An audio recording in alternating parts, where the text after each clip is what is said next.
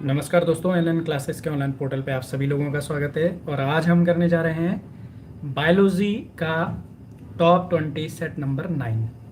मैंने तो जैसा आप जानते हैं कि 11 जून को आपका उत्तराखंड वन दरोगा का पेपर है और आप सब लोग इसके लिए तैयारी कर रहे होंगे। उसी क्रम में आज हम करेंगे टॉप 20 सेट नंबर 9। ठीक है, तो सभी लोग जुड़ें, फिर हम शुरू करते हैं। फटाफट से सब लोग आंसर करेंगे। ठीक है, चलिए।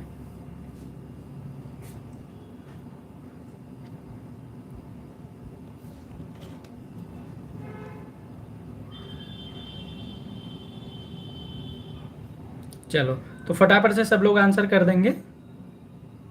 ठीक है, तो क्वेश्चन पेपर में 20 क्वेश्चन होंगे।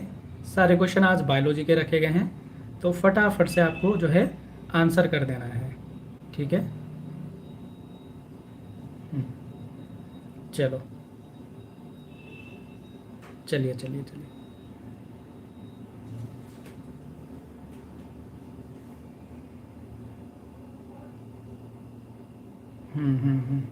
चलिए, ओके। तो चलिए पेपर को शुरू करते हैं, फटाफट से सब लोग आंसर देंगे। तो पहला चलिए, पेपर को शुरू करने से पहले उत्तराखंड वन दरोगा के लिए हमारे पास बैच चल रहे हैं, जिसके अंदर लाइव क्लासेस चल रही हैं सुबह और शाम दोनों टाइम। सुबह 7 से 8:30 बजे तक जो है फिजिक्स की क्लास चलती है और रात को 9:30 से और 11 तक बायोलॉजी की क्लास चलती है। कोर्स इसमें काफ़ी हो चुका है, तो जो स्टूडेंट ज्वाइन करेंगे तो उनको पुरानी क्लासेस भी मिल जाएंगी। और साथ ही साथ वो स्टूडेंट जो खुद के नोट्स बनाने के इच्छुक हों, है ना, जो लिखने मतलब लिखना चाह रहे हो, खुद के की नोट्स बना सकते हैं पीपीटी माध्यम से, जिनको आदत ना हो तो वो इस बैच में जुड़ सकते हैं। क्योंकि हम लोग पीपीटी प्रोवाइड नहीं करवाते, हम लोग लिख लिख के जो है नोट्स बनाते हैं। तो जो बच्चा लिखने का इच्छुक हो, खुद के नोट्स खुद बनाने का इच्छुक हो, तो वो बिल्कुल जुड़ सकता है। ठीक है, हम सब चीज़ें उसमें करवा रहे हैं, एक्स्ट्रा ही चीज़ें उसमें हम लोग करवा रहे हैं। ठीक है, तो फीस है हमारी 1600 रुपये। इसमें आपको कंप्लीट कोर्स मिल जाएगा। बाकी जो है हमारी क्लासेस चलती है सोमवार से शुक्रवार, शनिवार और रविवार में से एक दिन जो है टेस्ट होता है और एक दिन रिवीजन के लिए छोड़ा जाता है।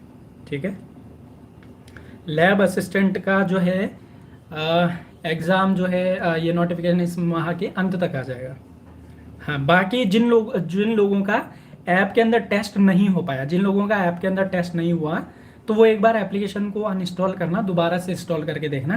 क्योंकि काफ़ी बच्चे तो उसमें ऑलरेडी टेस्ट दे चुके हैं, है ना। हो सकता है किसी डिवाइस में या फिर नेटवर्क की इशू वजह से वो लोड हो रहा हो, बट ऐसा कुछ नहीं है हमारे पास, क्योंकि हम लोग भी चेक करते हैं जब टेस्ट को हम डालते हैं। ठीक है, तो हम लोग भी उसमें चेक कर रहे हैं। ठीक है,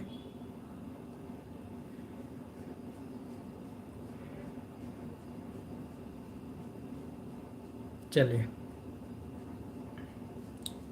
तो कोर्स उसमें हो रखा है, 9th की बायोलॉजी हो गई है, 10th की बायोलॉजी शुरू हो रखी है, और फिजिक्स में 9th की फिजिक्स ख़त्म हो गई है। केमिस्ट्री उसमें शुरू हो रखा है। ठीक है, तो उसमें आप जुड़ सकते हैं। मतलब वही बच्चा जुड़ना जो मतलब लिख सके। ऐसा नहीं है कि पीपीटी बस देखना। पीपीटी वाले देखते हैं कितने सिलेक्शन होते हैं पीपीटी वालों के, जब भी रिजल्ट आएगा तो पीपीटी वालों के देखते हैं कितने सिलेक्शन होते हैं। ठीक है, क्योंकि आप फिजिक्स में अगर पीपीटी याद करने लगे, बायोलॉजी में आप पीपीटी याद करने लगिए, फिर तो हो गया।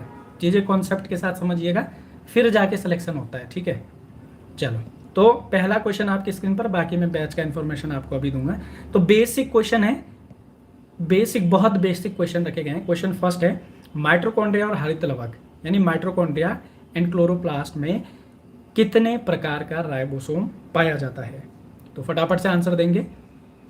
माइटोकॉन्ड्रिया और हरित लवक यानी क्लोरोप्लास्ट में किस प्रकार का राइबोसोम पाया जाता है? बहुत बेसिक क्वेश्चन है, ध्यान रखना। बहुत बेसिक मतलब बहुत इजी क्वेश्चन।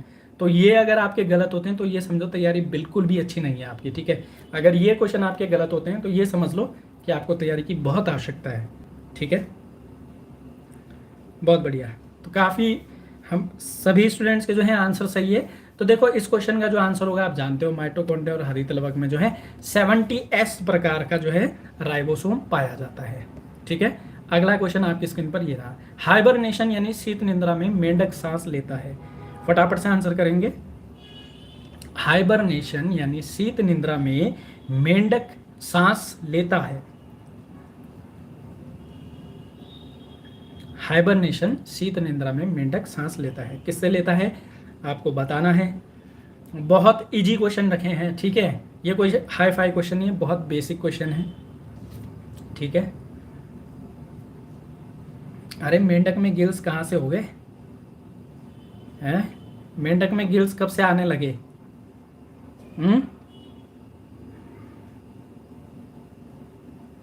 भाई मेंढक में गिल्स देखे हैं क्या आपने कभी?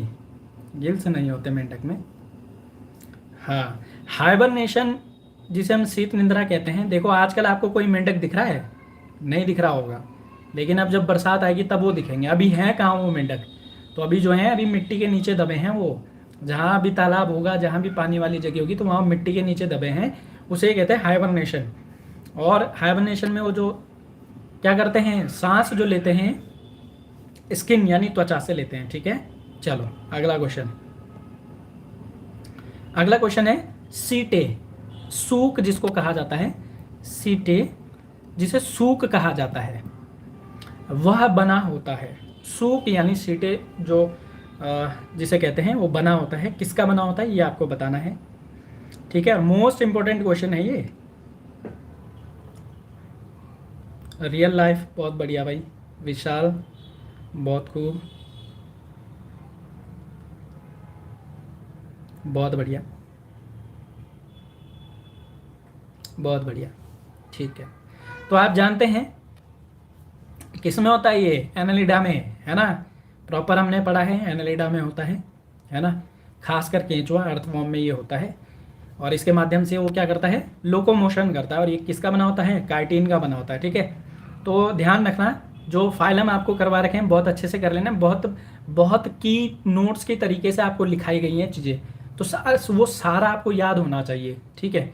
याद जिस बच्चे को होगा तो उसी का क्वेश्चन गलत नहीं होगा, ठीक है। और आज का जो पेपर हुआ था, ऐप में जो पेपर हुआ था, बच्चों ने काफ़ी शानदार जो है उसमें प्रदर्शन किया है ना, बहुत बढ़िया है। वैसे आप करते रहेंगे तो आप ये मान लो कि 100% सिलेक्शन होगा, ठीक है। अगला क्वेश्चन है तिलचट्टे यानी कॉकरोच के उदर यानी एब्डोमेन में कितने खंड, कितने सेगमेंट होते हैं? तिलचट्टे के उदर में कितने खंड होते हैं? कॉकरोच के उदर में कितने खंड होते हैं? चलिए फटाफट बताएंगे। ये थोड़ा सा डीप है, थोड़ा सा, ज़्यादा नहीं है, एडवांस बायो का क्वेश्चन है, बट आप लोग सही कर रहे हैं आंसर, कोई दिक्कत ही नहीं है। बहुत बढ़िया। 10 होते हैं, ठीक है। कितने सेगमेंट होते हैं? 10 होते हैं, 10 खंड, ठीक है, 10 खंड होते हैं, ठीक है। सेगमेंट, 10 सेगमेंट होते हैं, ठीक है। अगला क्वेश्चन, क्वेश्चन है, वैसे 11 होते हैं, ये तो भ्रूण अवस्था में होता है ना, लेकिन वो हमें वहाँ ये नहीं पूछा गया है, सीधे पूछा गया है, ठीक है। क्वेश्चन, तेजाबी मृदा यानी एसिडिक सॉइल को कृषि योग्य बनाने के लिए उसमें क्या मिलाया जाता है? चलिए फटाफट आंसर करेंगे। एसिडिक सॉइल को कृषि योग्य बनाने के लिए उसमें क्या मिलाया जाता है? एसिडिक, एसिडिक तेजाबी मृदा,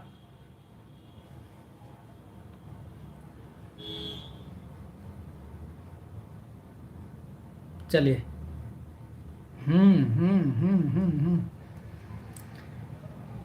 बहुत बढ़िया। अरे जिप्सम कैसे मिलाएंगे?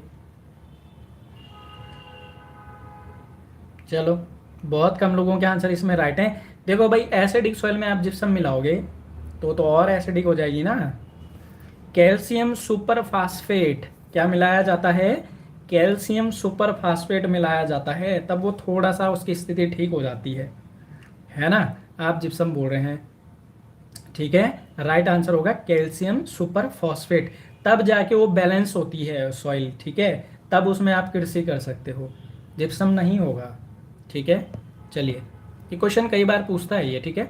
थ्रोम्बोसाइट, थ्रोम्बोसाइट किन का अन्य नाम है? थ्रोम्बोसाइट किसका अन्य नाम है? चलिए फटाफट से आंसर देंगे। थ्रोम्बोसाइट्स, देखें ज़रा कौन सही आंसर करता है। बहुत बढ़िया। तो बेसिक क्वेश्चन है, जैसे मैंने आपको खुद बताया था, आज का पेपर बहुत बेसिक है, क्वेश्चन गलत नहीं होने चाहिए। ठीक है। थ्रोम्बोसाइट जो है ये आप जानते हो किसका नाम है? प्लेटलेट्स, हमने पढ़ा भी था प्लेटलेट्स, अच्छे से हमने ब्लड सर्कुलेटरी सिस्टम पढ़ लिया है।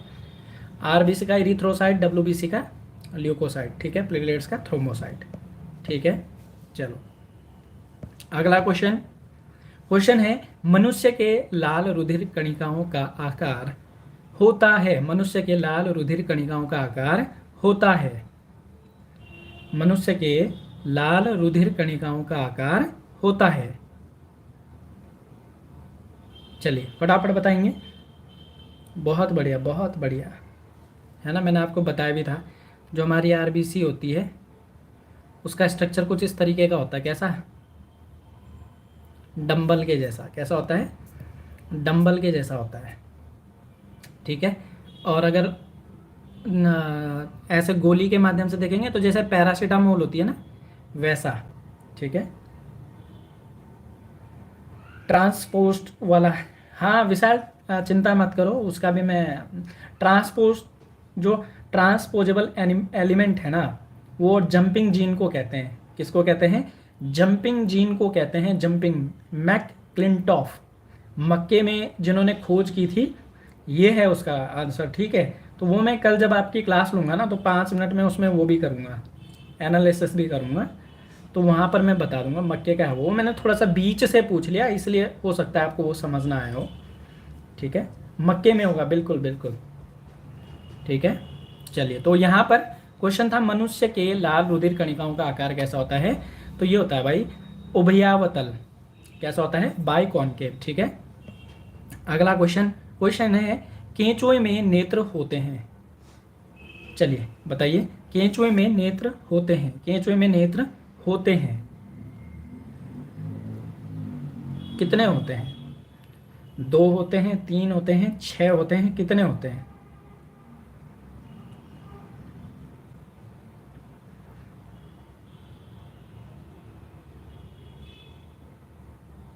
गुड, बहुत बढ़िया।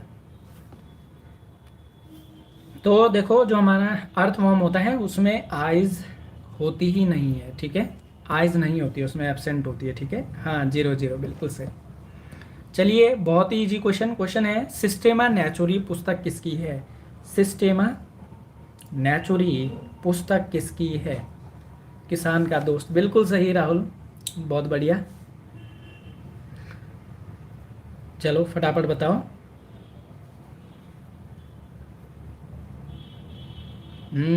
बहुत बढ़िया, कार्ल लीनियस किसकी है? कार्ल लीनियस की है, हाँ लीनियस भाई की है, बिल्कुल सही। तो देखो वैसे जैसे उत्तराखंड वन दरोगा का पेपर है ना, इसके लिए आप एक चीज़ ध्यान देना, जितनी चीज़ें हम कर रहे हैं ना क्लास में वो अच्छे से कर लेना, ठीक है। तो हमारा काम हो जाएगा उतने में। बस आलस मत दिखाना कि मैं लिख नहीं सकता और मुझे पीपीटी से पीपीटी चाहिए, मुझे उससे पीपीटी से करना है, ये मत करना। ये समझ लो जो बच्चा आलस कर रहा होगा ना लिखने में, तो सीधी सी बात यह है कि 9 क्लास में तो आपकी 9th की बायोलॉजी ख़त्म हो गई, तो 9 क्लास भी अगर आप अच्छे से नहीं कर पा रहे हो, नहीं लिख पा रहे हो, तो समझ लो बड़ी मुश्किल है फिर, ठीक है। फिर तो ये समझ लो कि फिर तो आपको बहुत मेहनत की आवश्यकता है, ठीक है, अगर आप लिखने में आपको समस्याएं हो रही हैं, है ना। हाँ अगर भाई किसी को समझ नहीं आ रहा है तो बात अलग है, बट हम पूरी कोशिश करते हैं क्लास में कि सबको समझाया जाए, समझ आ जाए। एक चीज़ को 4 4 बार भी बोल देते हैं, चाहे मैं हूँ चाहे फिजिक्स वाले सर भी हों, ठीक है। अगला क्वेश्चन है पौधों से निकलने वाला गोंद का मुख्य घटक होता है, ठीक है। और अच्छी बात यह है कि आज का जो बायोलॉजी का जो पेपर हुआ था ना, तो आज के बायोलॉजी के पेपर में जो टॉपर बच्चा है उसके 20 में से 20 हैं, फिर 20 में से 20 राजेश भंडारी और 19 नंबर निकिता गौतम, है ना। तो ये भी बच्चे हैं, इनके भी नंबर आ रहे हैं, पेपर सबके लिए सेम है। तो अच्छे मतलब सारे बच्चे बहुत अच्छा परफॉर्मेंस कर रहे हैं। निश्चिंत रहो, अभी 1 महीने से ज़्यादा का समय है तो हमारा काम हो जाएगा, ठीक है। पौधों से निकलने वाला गोंद किसका मुख्य घटक है? सेलुलोज का होता है, ठीक है। अच्छा ठीक है, बैच का मैं आपको बता चुका हूँ, जिसको ज्वाइन करना होगा NN क्लासेस एप्लीकेशन आप डाउनलोड कर सकते हैं और वहाँ पर बैच है, लेकिन वही व्यक्ति जुड़ना जिसको लिखने में समस्या ना हो, ये मत जुड़ना कि पीडीएफ आ जाए और हम उससे तैयारी कर लेंगे, बिल्कुल नहीं, हम पीडीएफ देते ही नहीं है। हम लोग लिखा लिखा के कर रहे हैं, खुद भी लिख रहे हैं, ठीक है। उसमें वो व्यक्ति जुड़ लेना जिसको भाई लिखने में, नोट्स बनाने में कोई समस्या ना हो, ठीक है। चलो, तो ये बैच है, जुड़ सकते हैं, बैच इसमें हमारा प्रॉपर चल रहा है, ठीक है, अकॉर्डिंग टू सिलेबस चल रहा है। और ये आज का हमारा जो है टेस्ट भी था, तो सारे बच्चे दे रहे हैं। जिनको इशू आ रहा है तो वो एक बार जो है एप्लीकेशन जो है अनइंस्टॉल कर लेना, ठीक है। क्योंकि हमारी तरफ से कोई ऐसा इशू नहीं है कि हमने किसी के नंबर पे ब्लॉक किया है कि हाँ भाई आप लोगों का ना चले। मैंने सबके लिए ओपन है, हमारी तरफ से कुछ होता ही नहीं है इसमें, ठीक है। तो थोड़ी देर बाद चेक कर लेना जिसका नहीं हो रहा होगा। बाकी फिजिक्स, केमिस्ट्री, बायोलॉजी इसमें चल रही है, एडवांस बायोलॉजी भी है, तो सब चीज़ें इसमें कर ले, देख लेना आप, ठीक है, जिसको ज्वाइन होना हो। चिंपैंजी में गुणसूत्रों की संख्या होती है। चलिए फटाफट आंसर करेंगे। चिंपैंजी में गुणसूत्रों की संख्या, the chromosome count in chimpanzee. बहुत बढ़िया, सहबान थोड़ा सा जल्दी कर दी, सलमान बहुत बढ़िया, नैना बहुत बढ़िया बहुत बढ़िया। 48 होती है भाई, ठीक है। 46 ह्यूमन में होती है, ठीक है, ठीक है ना। तो ध्यान रखना, और ये जरूर ध्यान रखना कि मतलब जैसे यहाँ सीधे पूछ रहा है ना कि क्रोमोसोम काउंट कितना है, तो और साथ में ध्यान रखना कई कई बार ऐसे भी दे देता है कितने जोड़े, ठीक है, कितने जोड़े, कितने जोड़े। तो अगर पेयर पूछे तो वो भी ध्यान देना, ठीक है। तो यहाँ पे सीधे पूछ रहा है। अगला क्वेश्चन, क्वेश्चन है लघु रासायनिक उद्योगशाला, मिनी केमिकल फैक्ट्री। हाँ हाँ हाँ हाँ हाँ, हो जाता है जल्दीबाजी, इसीलिए तो टेस्ट करवा रहे हैं आपके, ताकि गलती पेपर में ना हो। लघु रासायनिक उद्योगशाला किनको कहा जाता है? मिनी केमिकल फैक्ट्री किसे कहते हैं? चलिए, ये क्वेश्चन गलत हो रहा है भैया आप लोगों का।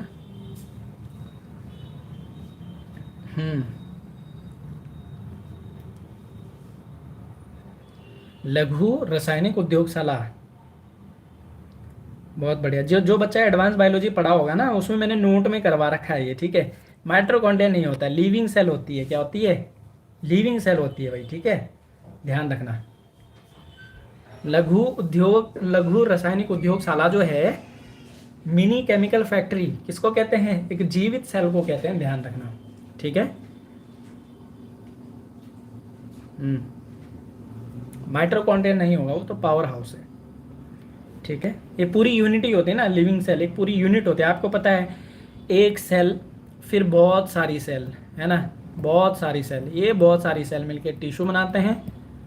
देन टिश्यू, आपको पता है बहुत सारे टिश्यू मिलके ऑर्गन बनाते हैं, अंग, बहुत सारे ऑर्गन मिला के क्या बनाते हैं? Organ system. और देन क्या बनती है? बॉडी बनती है, ठीक है। तो ये तो आप सबको पता है, ठीक है। चलिए अगला क्वेश्चन, अंडे देने वाली मुर्गी को क्या कहते हैं? अंडे देने वाली मुर्गी, चलो फटाफट आंसर करेंगे।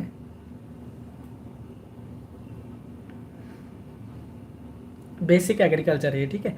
9th क्लास में है ना आपका खाद्य संसाधन वाला जो चैप्टर, उसमें दे रखा है, ठीक है। पोल्ट्री वाला दे रखा है ना उसमें, मुर्गी पालन वाला, वहाँ से ये क्वेश्चन, ठीक है।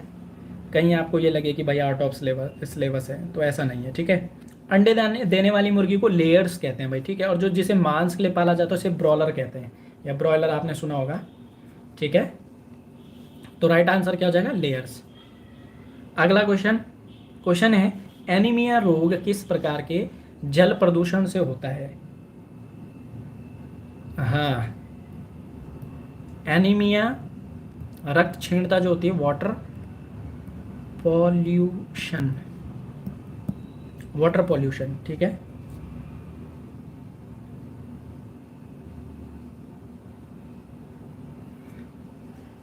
चलिए बताइए,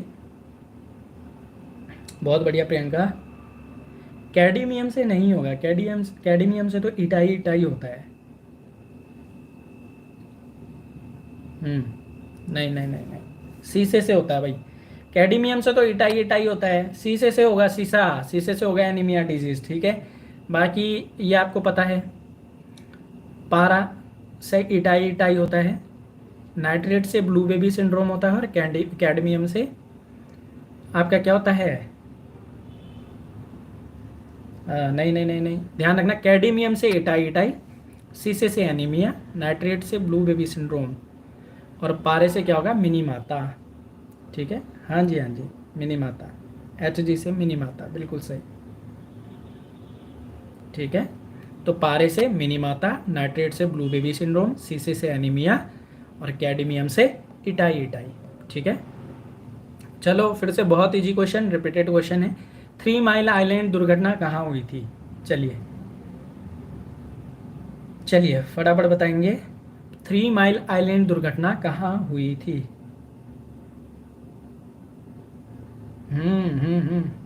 ज्वाइनिंग मिल रही, हाँ बिल्कुल, जिनको भाई ज्वाइनिंग मिल रही है उनको मेरी तरफ से अग्रिम बधाइयाँ। ज्वाइनिंग अगर जिनको मिल रही है तो भाई बहुत अच्छी बात है। 3 माइल आइलैंड दुर्घटना कहाँ हुई थी? 3 माइल आइलैंड दुर्घटना कहाँ हुई थी? तो सभी लोग अच्छे से जानते हैं कहाँ पर हुई थी, 1979 में USA में हुई थी, और एक न्यूक्लियर न्यूक्लियर दुर्घटना थी, लेकिन हालांकि मतलब चलिए जी, तो थोड़ा सा नेटवर्क का इशू हो गया था। तो आप जानते हैं 3 माइल जो आइलैंड दुर्घटना है वो कहाँ हुई थी? USA में हुई थी। कहाँ हुई थी? USA में हुई थी। चलिए जी, अगला क्वेश्चन। अगला क्वेश्चन है, निम्नलिखित में से कौन सा रोग कवक यानी फंगी के कारण होता है? निम्नलिखित में से कौन सा रोग कवक यानी फंगी के कारण होता है? चलिए फटाफट से आंसर करें। कवक से होने वाला रोग। चलो, बहुत बढ़िया बहुत बढ़िया बहुत बढ़िया बहुत बढ़िया।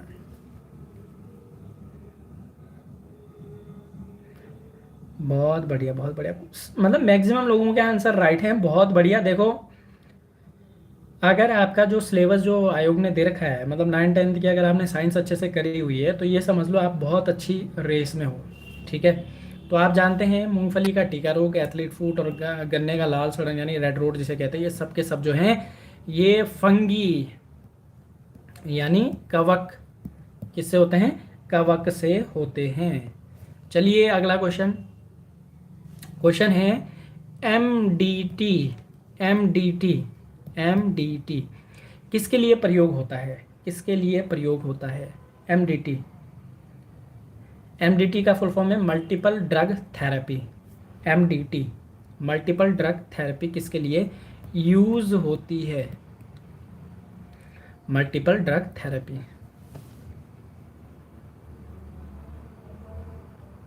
चलिए,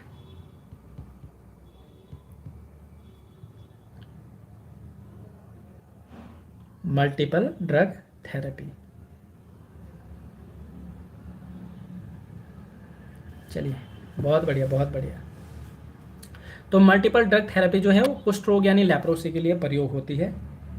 पर ऐड आता था अमिताभ बच्चन का, बिल्कुल बिल्कुल सही राहुल जी, बहुत बढ़िया। लेप्रोसी कुष्ठ रोग के लिए। ठीक है, MDT ध्यान रखना। ठीक है, अगला क्वेश्चन।